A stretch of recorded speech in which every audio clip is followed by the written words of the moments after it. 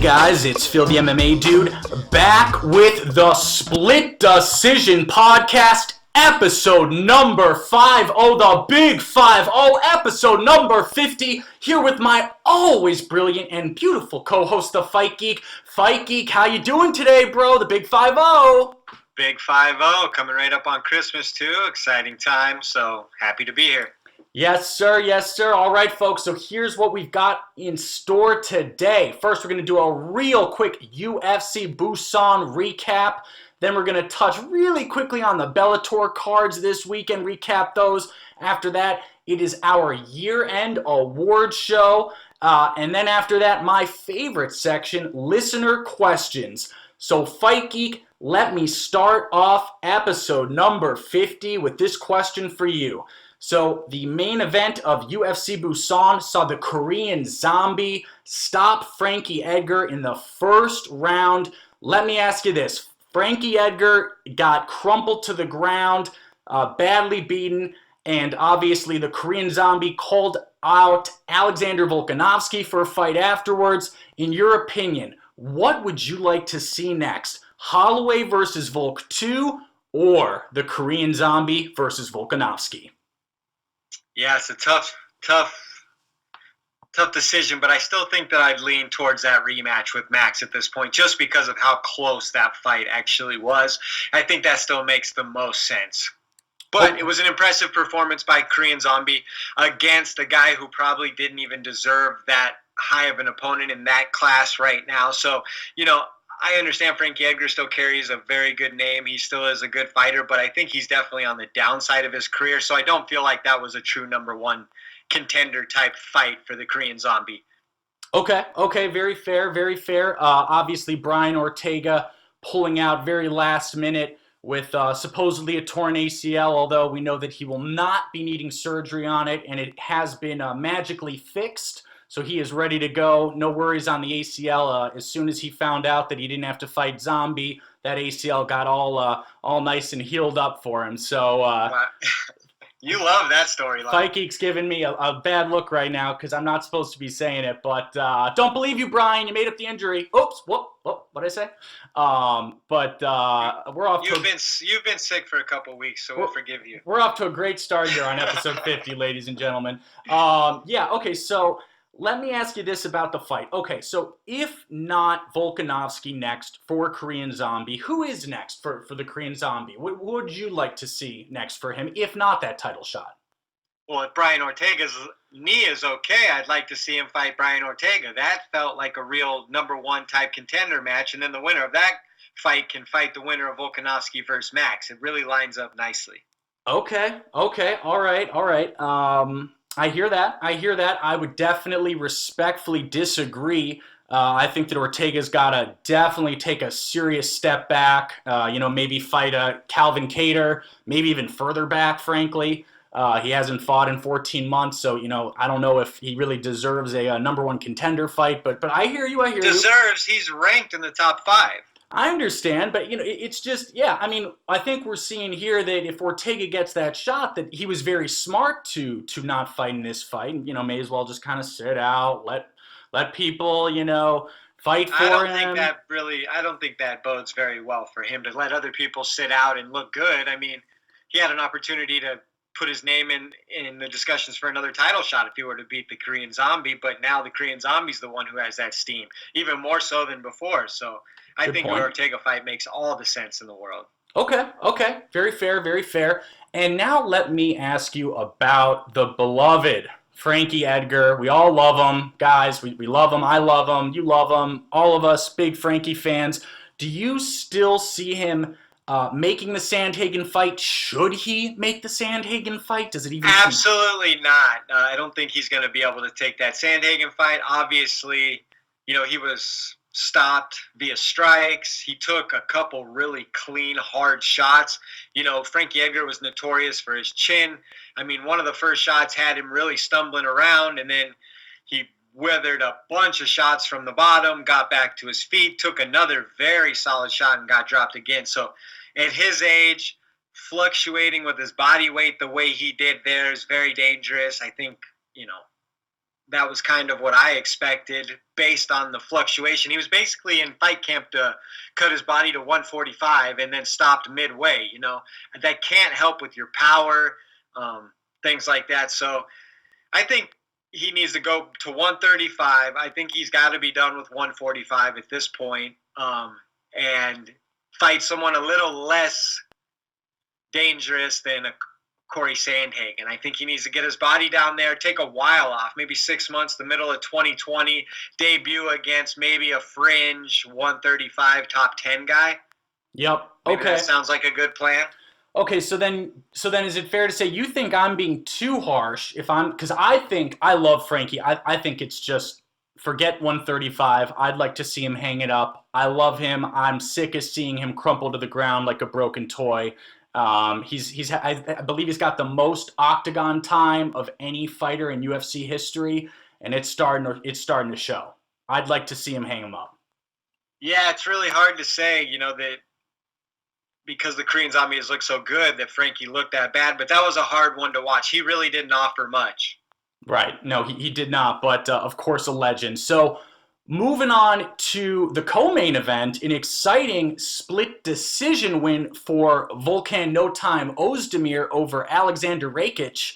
What did you make of this fight? A slugfest. Yeah, this was a great 205-pound fight, in my opinion.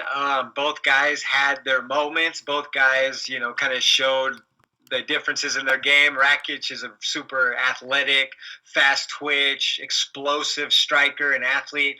Volkan is more of like a plodding, brute strength type fighter. First round was all Rakic, in my opinion. He was giving Volkan problems with his length and his speed.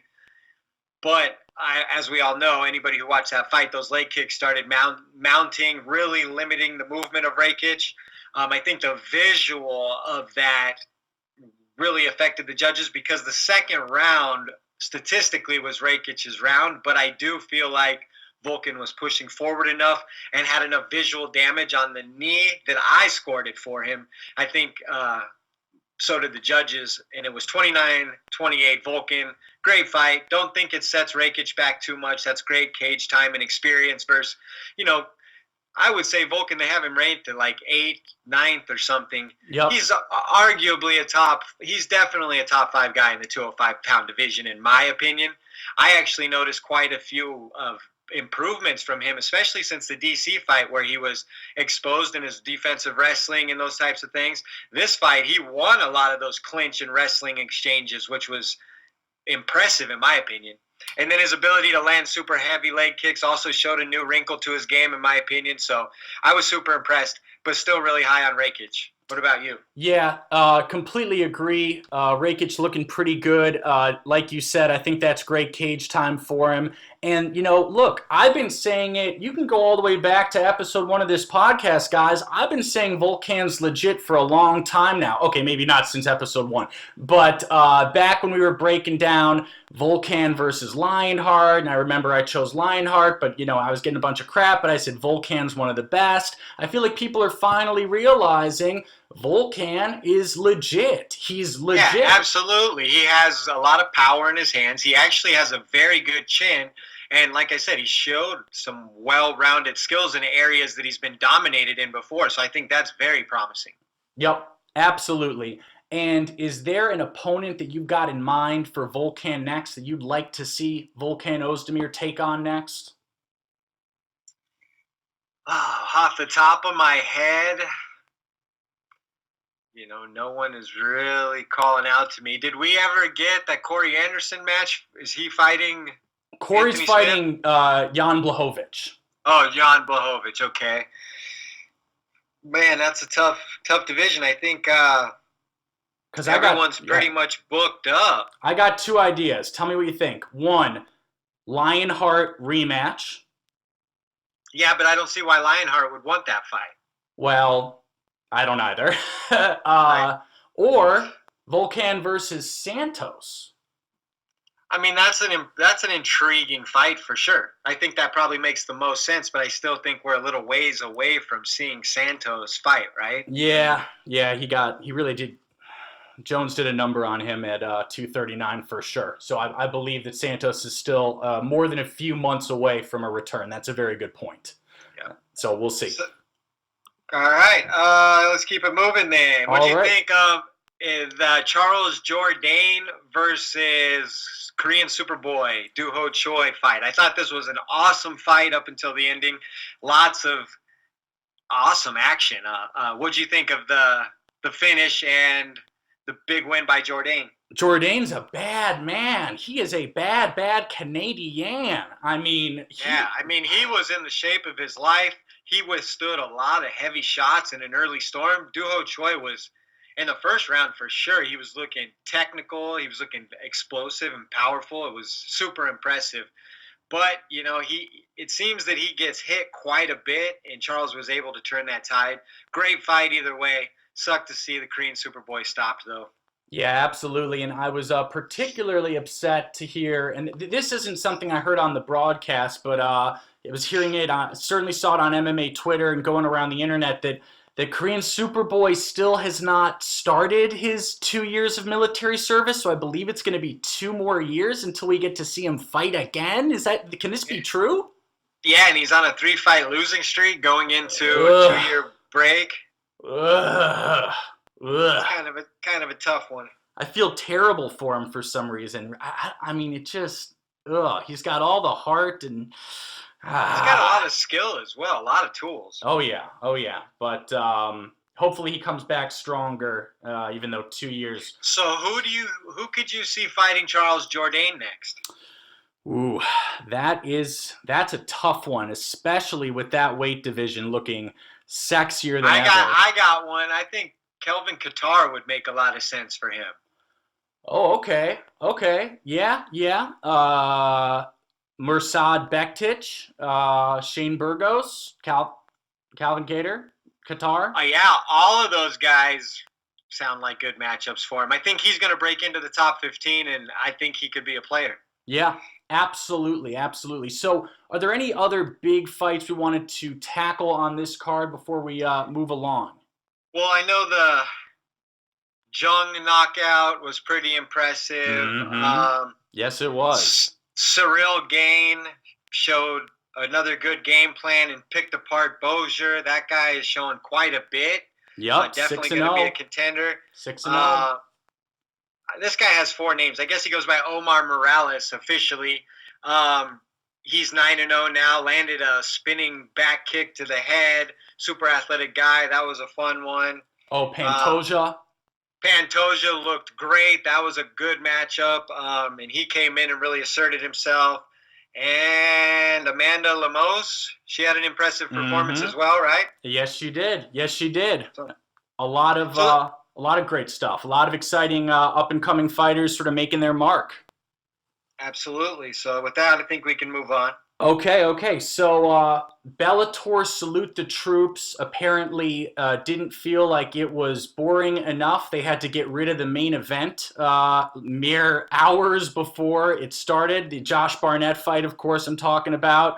This happened because Josh Barnett got sick, correct? Yes. Very strange circumstances. He said it was something out of a weird nightmare. I think those were his exact words. But bummer there. But, Bellator 236 delivering a little bit more the next day with Ali Malay getting that. So I think on the previous day, at least the Alejandra Lara fight was fun, right? That's true. Ortega. Yep. That was one of the calls. She looked very good there. Vita Ortega's pretty tough, so that was a good showing for her. Anything else on that first night, or you just want to talk about the couple fights on the next night?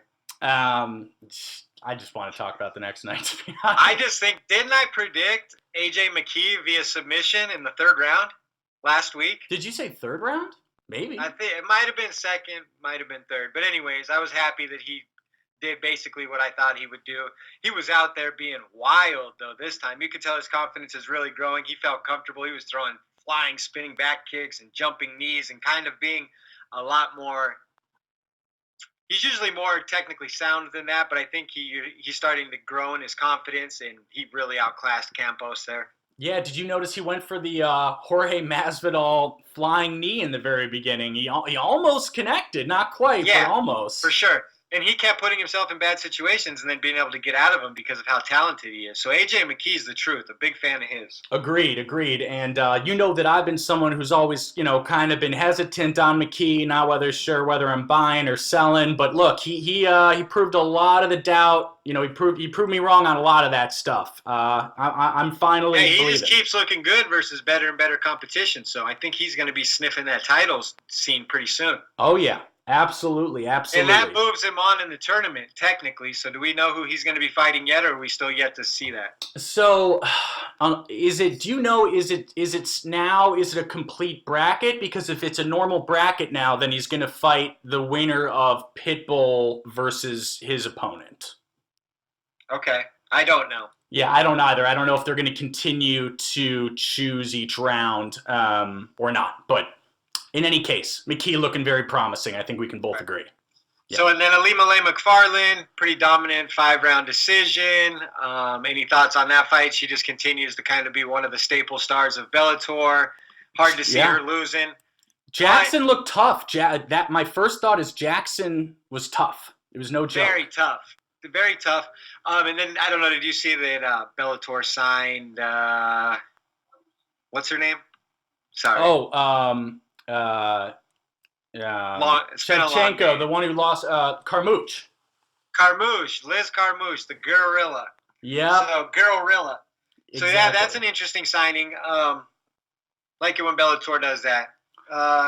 I think we're done on all that. Well, really quick, one last thing. So Juliana Velasquez Yeah. beat Bruna Ellen, and a lot of people are saying that not only is Velasquez next for Lima Lay, which seems definite, but people are saying Velasquez is gonna more than trouble Lima Lay. I saw a lot of people saying, Velasquez is gonna take this belt. Well, What do you think? Velasquez has a very aggressive kind of striking and forward style. So, I mean, we haven't seen a Lima Lay in a lot of striking matches. So, I think that might be the first. Yep, totally agree. I think that's going to be a serious test for McFarland. So looking forward to that one. Okay, should we move on to 2019 awards? Yeah, let's do it. Let's tell them who we think the best of 2019 was. All right. So me and Fight Geek have not discussed these with one another, but here are the categories, folks. Fighter of the Year, Newcomer of the Year, KO of the Year, Sub of the Year, Fight of the Year, and Card of the Year. So let me start off. Actually, why don't we go backwards for a little bit of drama? Let's start off with Card of the Year. Fight Geek, what was your 2019 Card of the Year? This was technically my hardest selection. Mm-hmm. I really couldn't, splitting hairs, but, I hate to have recency bias, but I'm going to go ahead and say UFC 245. The main card was amazing. All 5 of those fights had amazing intrigue to me. It was one of the pay-per-views I bought this year because it was so stacked, in my opinion. Jose Aldo versus Moraes. That was like a fantasy matchup that we got to see play out. There was some drama there. Colby versus Usman was up there for Fight of the Year. Max losing his belt in a razor-thin decision. Uriah versus an up-and-coming Russian. All kinds of storylines. So I know there were some other very solid ones, but I am going to lean UFC 245 Card of the Year. Very fair. Truthfully, that was number 2 on my list. I have to go with UFC 236, Poirier versus Holloway 2. Again, very, very close to 245. Those were the 2 I was picking between, but I do go with 236. We had so many classics. Obviously, Holloway versus Poirier 2 ages like a fine wine. It gets better and better the more times you watch it. We had that great Izzy versus Gastelum fight and so many more. That was just a fun card top to bottom. So that is my choice for Card of the Year. But yes, it was very difficult. And by the way, really quick special shout out to UFC 239, Jones versus Santos, which I thought also had a number of great fights, including the Masvidal Askren.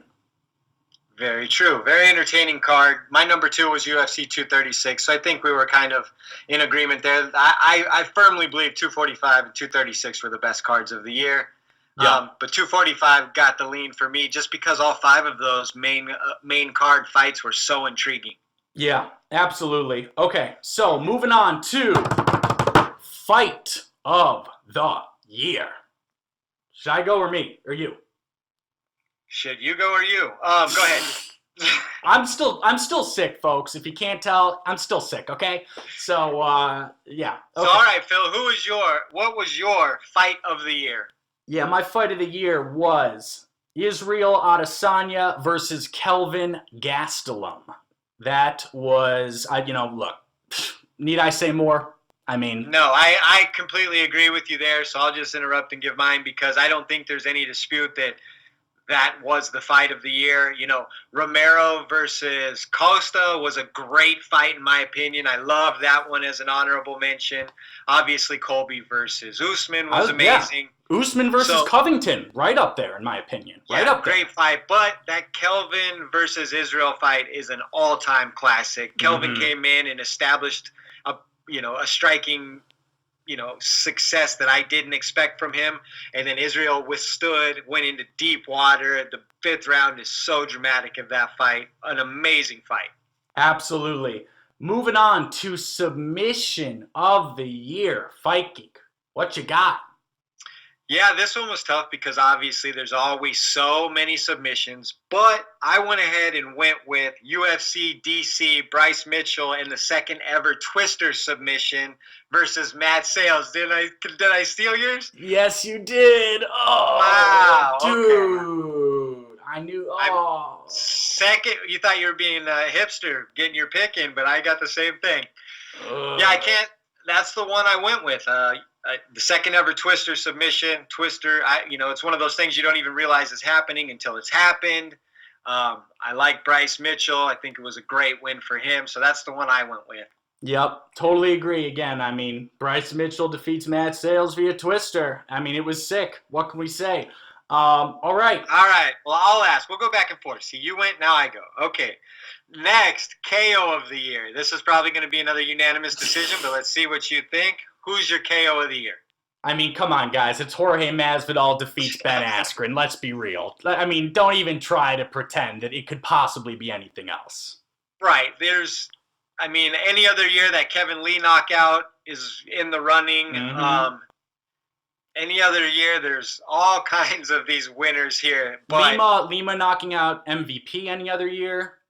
Yeah, that could be up there. Off the top of my head, I can't remember a lot of them. But I know Shevchenko defeats UFC 238. Oh, unbelievable knockout.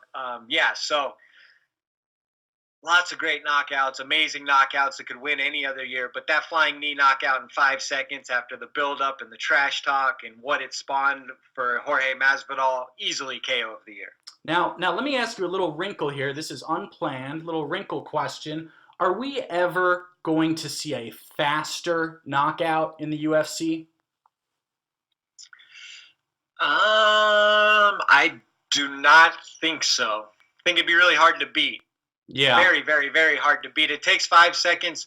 Most fighters don't even come off the cage that engaged and get to it that quick. So I think that was just kind of like lightning striking the way that all happened.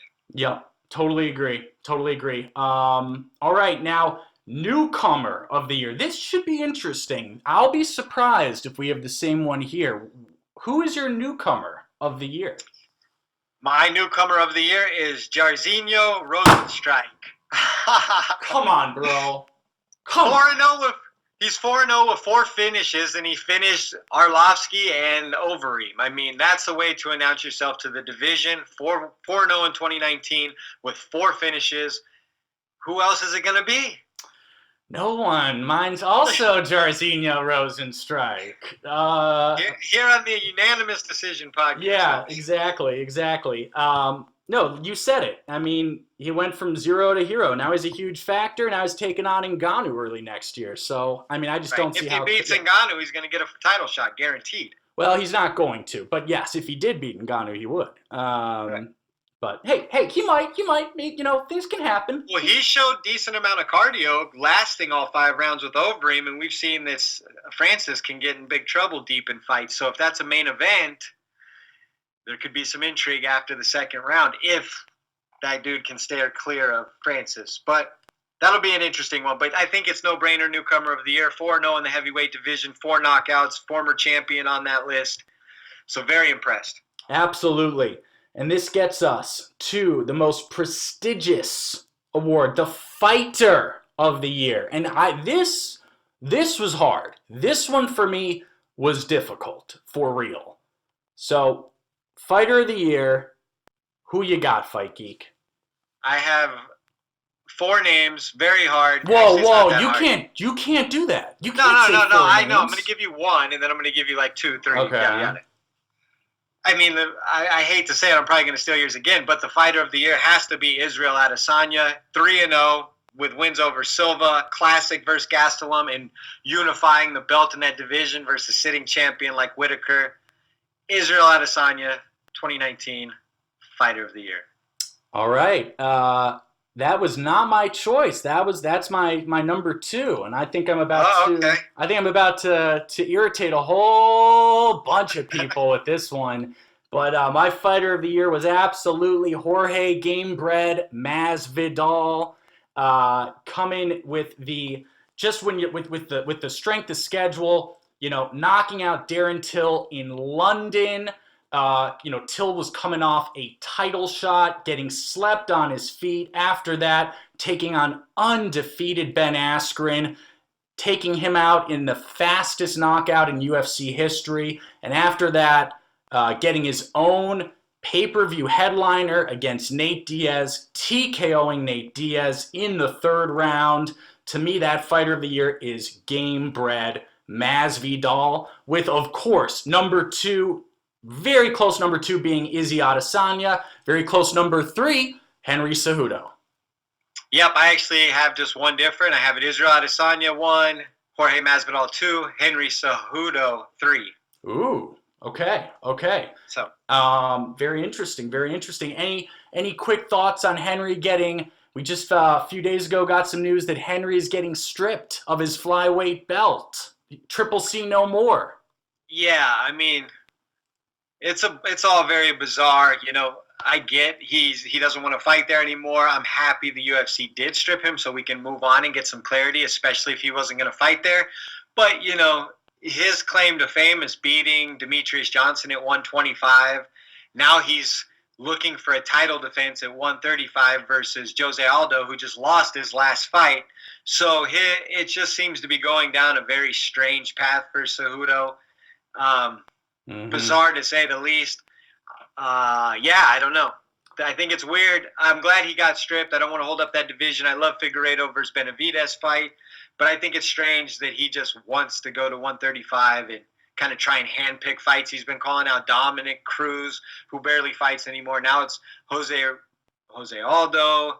I know he beat Marlon Moraes already, but just seems a little strange.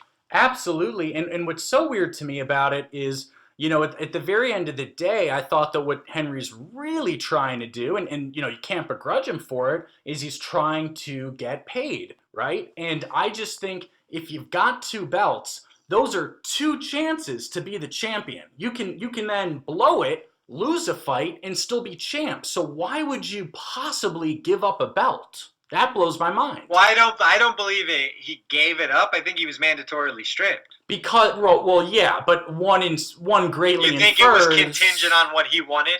I think that he was a mutual decision. Yeah, I think he really didn't want to go back down to 125 anytime soon, at least. And that blows my mind. I understand he'd prefer to stay at 135, but if I was his agent, if I was Ali, I'd say, Henry, go back down and try to defend it once, and then maybe get it stripped in a year, because this is all about money. I don't know. That's my take. Agreed.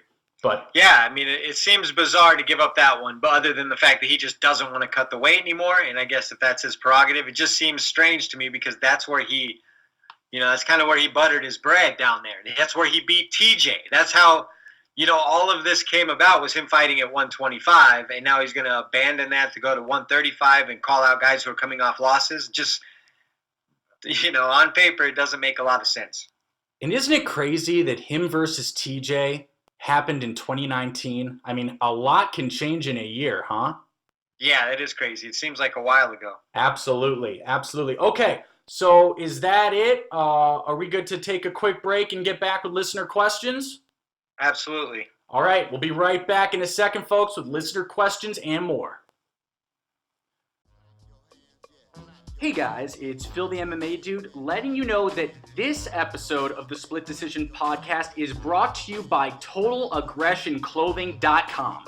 Visit www.TotalAggressionClothing.com and use the promo code 46210 to receive a special Split Podcast discount on all Total Aggression hats, shirts, hoodies, and more. Again, that's www.TotalAggressionClothing.com with promo code 46210.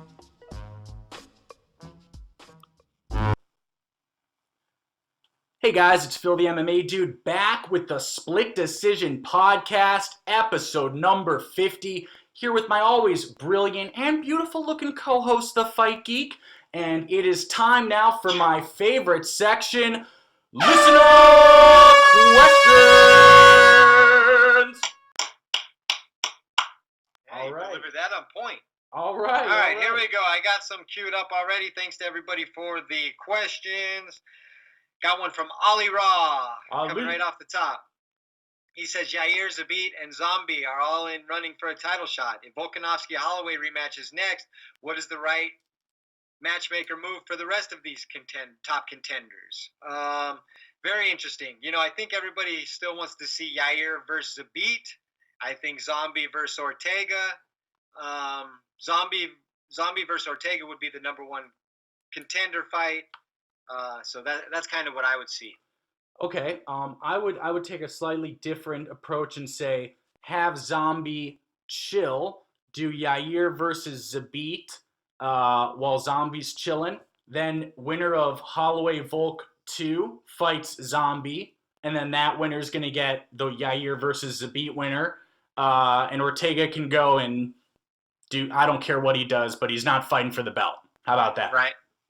Can you guys tell I'm salty towards Ortega?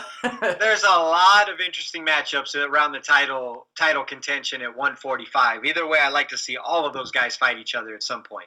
Yeah. Is it just me, or does it seem as stacked as it ever was, at least since the McGregor pace? It's so stacked right now. Very, very stacked. Oh, yeah. All right. I got one here from Paul O'Kelly. Paul O'Kelly? He said, has Phil proved he's the ultimate MMA casual by being unable to stay awake for UFC Busan? Hey. He says Fight Geek managed, although I have suspicions he fell asleep for part of it, and I claimed I saw 8 or 9 of the 13 fights. I dozed in and out a few times. But, yeah, tough card to catch the whole thing of. I was wide awake the whole time. I don't know what he's talking about. No, I wasn't. But he can't prove it, so whatever. Whatever. I don't have to tweet. Yeah, come at me, Paul. Just because I wasn't tweeting doesn't mean I wasn't up watching. Exactly. Thank you. Trying not to wake up the rest of my family to think I'm an idiot. Okay. All right. So, got a question from Fighting With Myself podcast. Juice, what up? He says, what is your favorite Korean zombie fight of 2019? Also, is Ali Abdelaziz a fucking cancer that should be removed from MMA? Oh, wow. I love Juice. Yeah, what was the Hanato Moicano knockout was in 2019, correct? Yeah, it was. Mm-hmm. I'm going to go with that. That was an uppercut and then a great, beautiful technical finish versus a very dangerous top contender. So I'll go with that moment for Korean Zombie. Yeah, and then I guess just to pick another one, I'll say the Edgar one. Well, Edgar's still the biggest name, obviously. Yeah. Bigger name than Moicano, but I think Moicano posed more threats, and I think the finish was actually more impressive. Yeah. Hard to disagree with that. And then Ali Abdelaziz, is he a cancer? Yeah, I'm not a big fan of Ali. No, I don't think either of us are. All right, all right. So moving on. This question is from Proper Vegetables, aka at the gamer 357. He says, "Would you say that we are in the golden age of the UFC in terms of great fights, or do you think it's just going to get better and better?" Hashtag Ask Split Pod. This is a really tough question for me because Mm-hmm. there's so many great fights across all the eras. You know what I mean? There was a Mm-hmm. golden era. I consider the golden era of MMA kind of that. For the UFC, it was Chuck, Tito, and Randy Couture. That was like the golden era. And it simultaneously in Pride, we had Fedor and Rampage and people like, Alistair Overeem, Anderson Silva, stuff like that. So that was the golden era, in my opinion. The modern era, such as like the Reebok generation, I guess you would say, there's still Yep. amazing fights and amazing fighters. And I believe that the skill, the technique, the margin of error, all of those things are getting better and more narrow as we grow. The fighters are getting better. But the golden era, to me, was certainly that off the top of my head, maybe '01 to '06 era. Oh, I come on. just Now feel like, you're being a bit of a hipster, I think, going all. I mean, I hear you, but don't be such a hipster. Okay. All right. Fair. Fair, I fair. rest my case. All right, all right. No, look. The truth is, I think that I think that as corny as it sounds, I think that the sport continues to evolve, the fighting continues to improve, and yeah, things are gonna be getting better and better. That's Right, but naive. but my thing is, the only thing I will say is, with the fighters getting better and better, the fights don't always get better and better. Some of these guys are so defensive now that you don't see as much like knockdown, drag out action as you did back in the day, where guys weren't as evenly matched or Mm, as well trained as they are today. You got a lot different outcomes. Where today, I think, although there's a lot of unpredictability in MMA, I think you know a lot of these guys fighters are so good that technically they don't leave themselves open for these wild things. Every weekend something crazy happens. I just feel like back in the older days, there was more of a discrepancy in talent, and you'd see a little different type of action. true that. True that. Okay. All right, Hard to argue let's with keep that. it moving. Yep. I got one from Kev. Kev, what up? Loyal He listener, says, Kev. this is an impossible question, but we'll give it a go anyways. It says, what is your guys' favorite 3-round fight from this decade? There's been a lot of them, so it may be hard to narrow it down to one. LOL. Keep up the great work and have an awesome Christmas. Favorite 3-round fight this decade: Diego Sanchez versus Gilbert Melendez. Oh my gosh, come on. I got I ugh. I mean, dude, I don't know. That's so hard. Yeah. I probably should have spent a little time thinking about this one. Come on, a But 3-round fight. A okay, 3-round okay, fight. okay. You got All plenty. right, bully. All right, all right. How about Vicente Luque versus Brian Barberina from this year?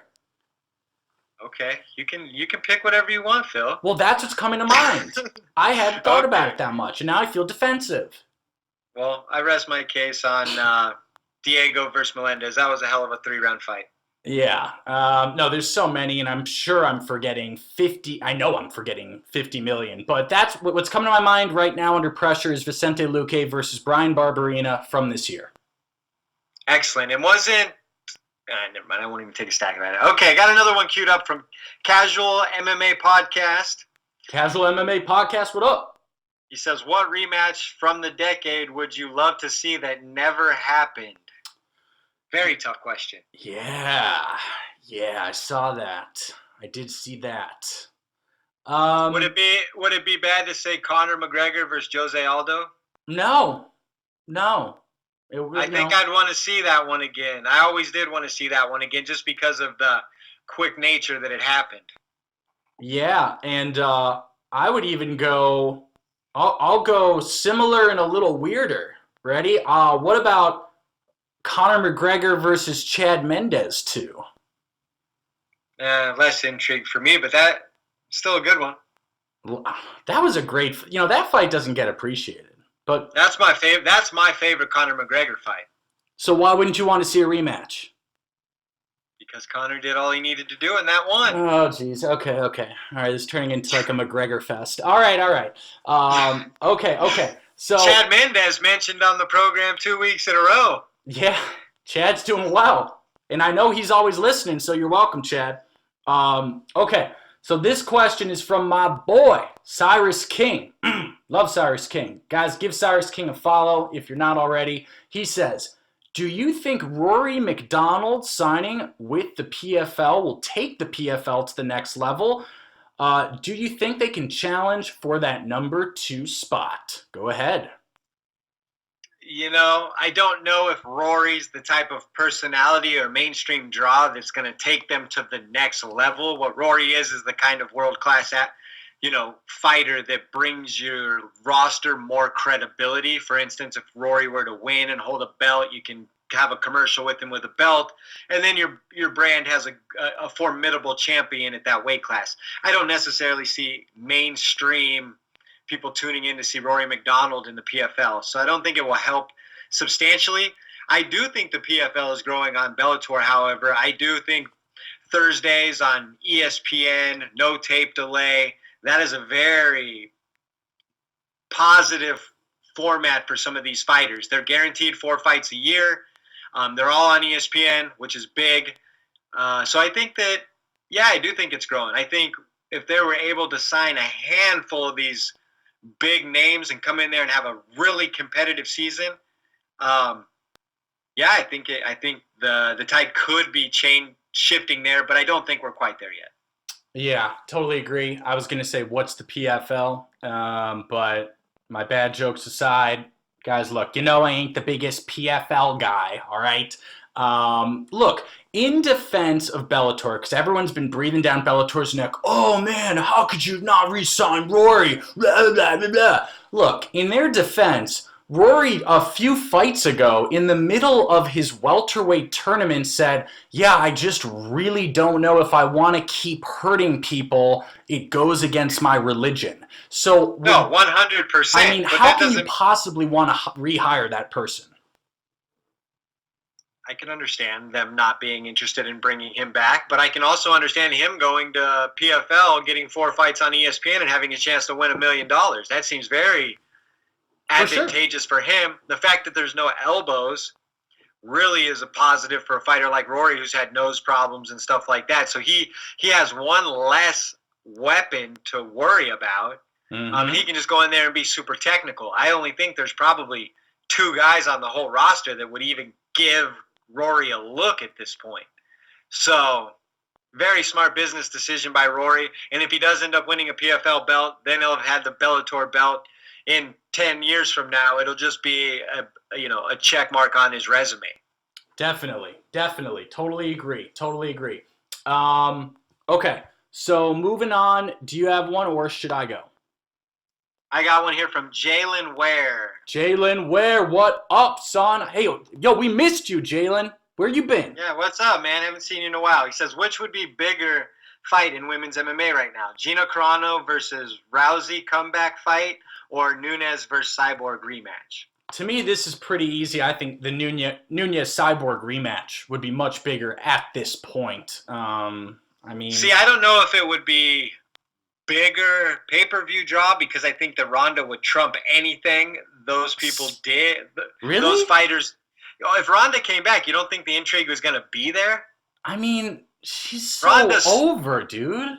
She is over, but if she was coming back, she'd be reopening that book, in essence saying, I'm not over, which I think would bring a ton of intrigue. And if you put her against Gina Carano, I mean, you could start billing Gina Carano as the actress from The Mandalorian and all this different stuff, which she has a lot of mainstream following. I think that fight would still do very good under the UFC banner.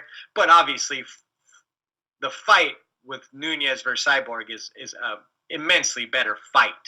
Yeah, who would you actually? Because now you've kind of got the wheels turning in my head here. Who would you pick on Rousey versus Gina Carano right now? Rousey by submission. Oh, really? Oh, that is so disrespectful to Gina. Gina's been out of the cage for a decade. I know, but it's Ronda Rousey. Punch her twice, she'll 10 start crying. years.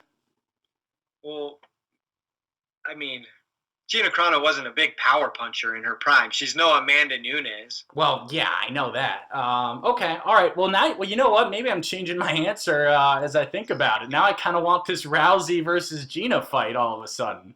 So, okay, very fair. I mean, I don't know how. It would probably be sloppy, obviously. But it would be two huge names. It would be super entertaining. I'd watch it. And I think Ronda returning would be enormous just because of the fact that she left and how she's been. So her returning alone would just be like shifting of the stars, you know? Yeah, very true, very true. Okay, I've got a question from our good friend Larry, very good friend of the program. This is at Larmule61. He says, hashtag AskSplitPod. What are the top must-see, must-happen fights for 2020 in both the UFC and Bellator? Who will no longer be champion that is now at the end of 2020 for both promotions? Kind of tough question. Obviously, probably can't, handle them all, but tackle them all. But what jumps out to you here? Let's see. I do want to see AJ McKee versus Pitbull. Yep. In Bellator, that's a very important fight to make, I believe. In the UFC, I want to see Israel versus Costa. I think that's a big fight that I want to see. I don't think Henry Cejudo will be the 135-pound champion at the end of 2020. Neither do I. Just off the top of my head. Will Volkanovski still be the champ at the end of 2020? I do not believe so personally. Neither do I. Who do you think will be? I'm putting you on the spot. At the end of 2020. You know what I'm going to say. The Korean Zombie. Yep. I'm going to say Max Holloway. Okay. All right. And then what about 55 or 170? I feel like there could be a lot of movement here. Yeah, I mean, 155, there could be some movement. Tony could beat Khabib. 170, we discussed this last week. I think Kamaru Usman's going to settle in there. I don't know that he's going to get a lot of pushback just quite yet. He could hold on to this for the year, especially because Colby may not be back until later on in the year. May have to take another fight. Yep, well, my guess, I think Usman does hold on to the belt all year. Nice. Yeah, I would agree there. So 135 is probably going to switch hands. 145 is probably going to switch hands. 155, I'd probably lean no. 170, no. 185, Ooh. Possibly. Yeah. 85 is interesting, but Could you imagine if Yoel Romero shocked Israel Adesanya, and then Costa was able to get a rematch with the champion who he beats Romero, and then we get Costa holding the belt versus Israel? That would be interesting. Although I'm going to go out and say something a little bit gutsy here, and people can hold me to this. You can make fun of me if it's not true, but ready? I think that Israel, the last style bender Adesanya, will keep the belt through 2020. I mean, if I was betting money, I'd say so as well. But he has two huge challenges in front of him. Okay, well, it's not as fun when you say that. Okay, fine. Oh, sorry. Yeah. All right, let's keep it moving. Got one here from Dean Raubs. Dean, what up, Dino? Says, what is your prediction on Cowboy and Conor? Ooh, I'm glad you asked that, Dean. This is something I've been really thinking about here. So, look. I kind of hinted at this a few weeks ago, but I think that if this was at 155, there wouldn't be too much to discuss. I think we would decide that, Cowboy's gonna get put down by Conor in the within 2 rounds, and that's that. I do think the fight being at welterweight is going to make all the difference in the world. I think that Cowboy will not be put down in the first 2 rounds, and I see Conor McGregor losing that fight. That's right. I think he's going to lose. Yeah, I don't know. I don't want to make a formal pick, but well, neither of us are making a formal pick yet. I mean, that'll be next year, but still. I mean, right now, It's so hard. There's so many question marks about Conor. Yeah, I know he fought Khabib and he had a couple moments, but it is really hard to know what you're going to get as a fighting commodity from Conor McGregor. I Yep. mean, he was a very aggressive, in-your-face type, hold the center striker in his prime. And those are the kind of guys who give Cerrone problems. But if Cerrone settles in, he can really land a lot of stuff a la the Hernandez and Ally Quinta fights where he starts landing, head kicks and push kicks late in the fight to a Warren, a guy whose cardio is dwindling, and Conor's cardio will dwindle, especially if that fight gets to the fourth round. With all that said, gosh, I hate to put it out there, but I think Conor by fourth round stoppage. Connor by fourth rounds. Okay, never seen. I know I that just before. talked out of both ends of my mouth with that, but I just don't see. Actually, no, I take it back. Conor by second round stoppage. If it goes to the fourth, I think Cowboy will have the edge. Yep. Okay. All right. And I've got, by the way, just for the record, I've got Cowboy winning a decision if that thing goes 5, which I think it will. I don't think Connor will be able to put down welterweight Cowboy in 10 minutes. So I do see Cowboy getting the nod via decision there. But yeah, Cowboy's taken a metric ton of damage, though, in the last few years. I mean, goodness, he was just stopped by Justin Gaethje. His eye, he was, even though he kind of self-inflicted that his eye blowing up against Tony Ferguson, he was getting beat to a pulp in that fight. Oh, yeah. You know what I mean? So we don't know how well he can wear damage. So, and Conor is very accurate, so that'll be a lot of intrigue early. Absolutely. Okay, you got one, or should I go? Sure, I got one from 604 MMA. 604 MMA, what up, son? What up? Hashtag AskSplitPod. What's next for Holloway? With his proven track record, I believe he deserves an immediate rematcher. No contender BS. Also, your thoughts on Dana giving Aldo a lane to a title fight after a questionable loss. Hope you both have a great Christmas. Thanks, 604 MMA. Merry Christmas to you as well. Merry Dana Christmas. giving Aldo any lane to the title fight is absolutely ridiculous. We talked about that last week. I think that's a very dangerous precedent to start setting. Max Holloway, definitely think he deserves the immediate rematch, and no contender fight for him. That was close enough, and he's a defending champion. Certainly warrants it. What about you? Yeah, I do agree. I mean, I'm not going to lie. Since I saw Korean Zombie Edgar, I've been getting a little bit more impatient to see the Korean Zombie get that title shot, just with how stacked 45 is getting. But I have to agree with you. Holloway deserves that immediate rematch. Hopefully they can get that going sooner rather than later so they can keep it moving at 45, which, as we said, is extremely stacked right now. But I agree. What should be next for Max Holloway? Absolutely that immediate rematch with Volkanovski. Agreed. All right, got one here from the MMA Philosopher. MMA Philosopher, what up? He says, why do you think Frankie Edgar and John Jones' takedowns seem to have regressed? I know MMA has evolved, but they're not at modern, successful gyms.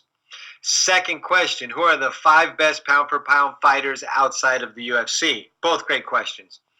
The thing about Frankie Edgar and John and a lot of people who enter the game as wrestlers is they evolve away from their wrestling because they keep learning new skills, and by the time they're 37 years old, their wrestling background is back in their college days and in their high school days where they've been working their kickboxing and their MMA, techniques for 20 plus years now. They're just more prevalent in their game plan than their wrestling used to be. That and the physical application of wrestling becomes more difficult as you get older, I would imagine. More bumps and bruises. You're not as strong as you are when you're a young buck. I think it's just a combination of things. But I think it's a pretty common regression away, especially if you're a big-time wrestler. We don't even see Yoel Romero implement a lot of wrestling. He's arguably the greatest wrestler to ever compete in the UFC. Mm-hmm. Yeah, totally agree. I think you hit the nail on the head. And also, I don't think it's totally irrelevant to talk about wrestling defense getting a lot better, right? People are learning how to defend the takedown. So that absolutely. They're learning that, keeping the fight where they want it, which is basically kick. A lot of MMA is dealt with in kickboxing range. Probably, I would say 70 to 80% of it at this point.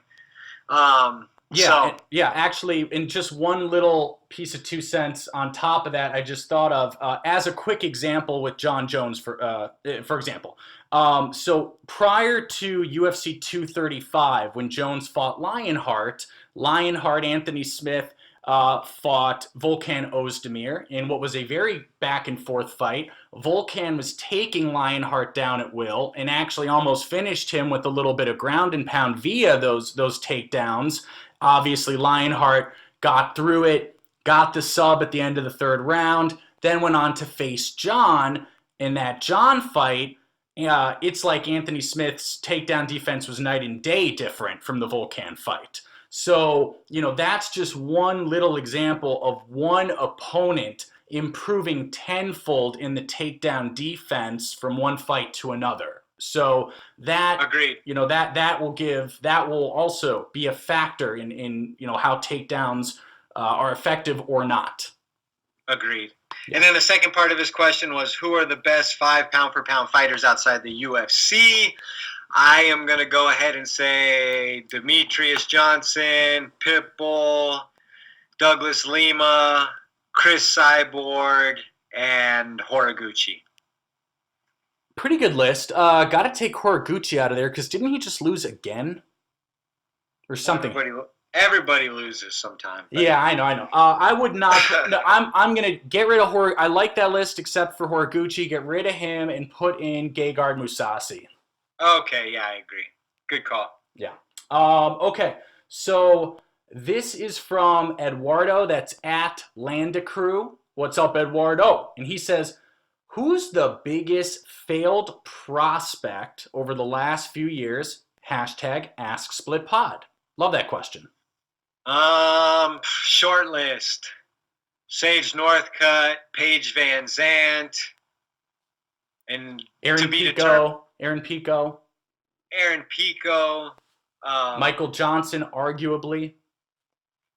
That was 10 years ago now. That's okay. Well, I'm talking about people that are clearly identified by their promotion and pushed too quickly, and then not kind of never reach the heights. Even someone like Mike Perry is borderline a failed prospect. He's a big-time fan favorite. He has a ton of potential, but I think his career has taken a very tough turn. UFC has done him no favors. Anybody else off the top of your head? I think we named a lot of them. Brandon Thatch comes to mind as a past guy who they pumped up and didn't do much. Yeah, that's a good one. The guy who won Tough twice, Jesse, who kept getting drugged. Oh, Jesse Taylor. Yeah. Never made it to the UFC, I don't even think. Yeah, no, I don't think he did either. Yeah, I think honestly, we kind of named him. Yeah. All right. So I've got a question from Quinn. That's at Orthodox1993, one of our most loyal, dare I say, the most loyal listener. He said, who would be your guys' pick on who you'd like to see take Uncle Dana's job when the time comes? I know he won't retire for a while, but just curious. #AskSplitPod. And I've got a very specific name in mind, so why don't you go first? Curious. Yeah, there's a couple names that really come to mind, but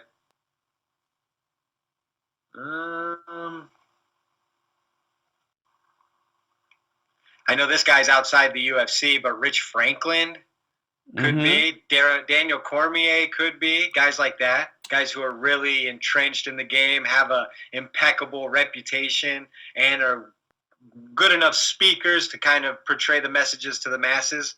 I was going to say Chael P. Sonnen. No, Chael, to me, especially since he's become more of a post-fighting career media personality, I just think he's a little overkill. He's a little too much of a showman. I need more meat and potatoes. Too much of a showman? That's what you're a promoter. You're promoting. That's what you do. I know, but he sounds full of you-know-what 9 out of 10 times he talks. You believe what most of Dana? What Dana comes out of Dana's No, mouth? but at least Dana seems like he knows what he's talking about. Chael sometimes just makes these wild claims that make absolutely no sense to me, but everybody just kind of rolls with them because it's Chael P. He says a lot of stuff that doesn't make sense, in my opinion. Okay, fair. So you disagree on the chill P pick from Yeah, old I Phil. think All that's right. the low-hanging fruit. I don't Oh, see that ever happening. okay. How about this? If anybody were to replace Dana, what if Scott Coker left Bellator and replaced Dana? Uh, okay. That doesn't excite you? No, it does not excite me. It does not excite me. But I mean, yeah, if they want to go for like a weird puffer fish, that'd be good, I guess. I mean, so yours is Chael. Mine's chill. Yeah. He's never promoted a fight. He's never been a promoter. I You're mean, gonna let him be the promoter of the #1 MMA organization in the world? oh, and he's sorry, never Scott promoted? Coker is so charismatic. He really kills it. Yeah, well, not that he's charismatic, but who's developed more stars than Scott Coker? Dana White. No. No? Well, Scott Coker. You're saying because of Strike Force? Oh yeah, Strikeforce, the whole roster that turned into UFC superstars. Yeah. Okay. You don't believe so? No, I mean, I hear what I you're mean, saying. Ronda Rousey's from there, Cain Velasquez is from there, DC's from there, Jorge Masvidal's from there. There's a lot from there. Yeah, there's a ton from there. Yeah. Okay. So, anyways, Okay. interesting concept. I don't know if we have a great answer for you. Okay. All right. So, is that it? Except for the all famous Kairos question, and this is like becoming a thing now. The ending Kairos question. Yeah, I think we're there. All right. Give me 1 second just to pull this up here. Kairos always gives us fun video, audio questions, which we love, but my computer always gives me a hard time in playing it. So give me a sec, folks. Okay, here we go. Getting down there. This is some great radio. La la la. I need some elevator music waiting on you. Yeah, I know. Can you put some in? Okay. All right, so here we go. And here is the Kairos question. Fellas, what's up? I'm headed down to Florida. Here's my question. What do you think is the most important moment in mixed martial arts of this decade? That's it? The most important moment? Most important moment of this decade. I got one. Comes to mind. How are we measuring importance? Via MMA versus MMA accomplishment? Are we talking about impact on the sport? What I don't know. I don't think we're supposed to think too much. By the way, I love how Cairo starts it off. What's up, guys? Headed to Florida. Well, Kairos, Mr. I wish you the International. best. I wish you the best in Florida, bro. Thank you for that piece of information in your 7-second question. I love Kairos. Guys, if you ain't following Kairos, follow him, okay? And follow his YouTube who's channel. your answer? My answer is UFC 193, Holly Holm's leg kick to Ronda Rousey's skull. Wow, that's a tough one. That was one I was really thinking of, but I'm going to say Conor McGregor becoming the champ, and then the champ thing becoming the end-all, be-all for the UFC. Yeah. Yup. And now we're in the champ era where everybody wants to be a champ, and everybody wants to go up and down. And for a while there, it was really awkward. You know, now we have champs like Cejudo who are getting stripped, and Amanda Nunes who doesn't even have a division at 145, but she has a belt for it. So now we're in this really bizarre stage. Now we have BMF belts. You know, I think that moment really changed the popularity and marketability of the UFC. Yup. Totally agree. Okay, so with that, guys, thank you so much. Episode number 50. Can't believe it. This is the end of the year episode, end of the decade episode, right? We got a new decade coming. So 2020, we are going to be back with episode 51. Guys, if you got a quick second, it helps the show so much to hop on to Apple iTunes Podcast. Give us a real quick 5-star review. Boy, does it help us continue bringing this amazing content to you, or I should say this content to you that hopefully you find amazing. And with that, I just realized how awkwardly braggy that sounded. Fight Geek, take us away, baby. All right, guys, as usual, you can find us on iTunes, Spotify, YouTube, Google Play, Stitcher, and more. I'm at the Fight Geek MMA. He's at Phil the MMA Dude. We are at Split_podcast. It's 4 words, the Split Decision Podcast. Thanks for tuning in. We will talk to you in 2020. Wishing you a Merry Christmas and a Happy New Year. Peace. Peace.